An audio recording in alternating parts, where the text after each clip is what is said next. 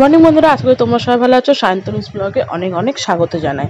তো সকাল সকাল ঠাকুরটা দিনে রান্নাটা সেরে নিলাম, মেয়েকে নিয়ে পরীক্ষা দিতে নিয়ে যাবো। মেয়ের আজকে ফার্স্ট লিখিত পরীক্ষা, যেটা হচ্ছে ইংলিশ।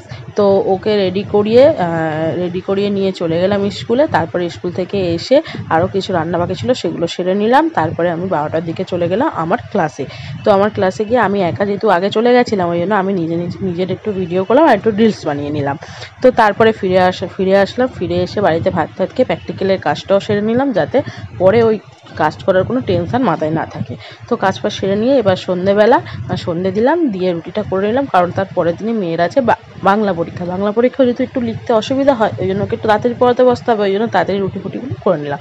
তারপরে খাওয়া দাওয়ার পরে রাত 11টার সময় মেয়ে কী করছে সেটা তোমরা এবার দেখো। দাও, দিয়ে দাও, ওনাটাতে হয়ে যাচ্ছে, দাও, এই দাও। দেবে না কেন? দেবে না কেন? কেন দেবে না? এইদিকে দেখি, এইদিকে মুখ ফেরো। দেবে না কেন? কেন দেবে না? এখন সাজবে? তুমি কোথায় যাবে এত রাত্রে সেজে? তাহলে শুয়ে পড়বে তো। শুয়ে সেজে শুতে হয়? হ্যাঁ, ই বাবা, কিরম বাজে লাগছে। ঠোঁটে বেশি হয়ে গেছে লিপস্টিক, কপালে হয়ে গেছে। ইস, বাবা, আরো তো রং হয়ে যাচ্ছে। হ্যাঁ, ওতে তো লেগে যাবে রং, রং লেগে যাবে তো। ওটা মাছি নেছে। ছেড়ে দাও, সাজতে হবে না। আর সাজতে হবে না, ছেড়ে দাও। আর সাজতে হবে না, ছেড়ে দাও, সাজতে হবে না, দিয়ে দাও।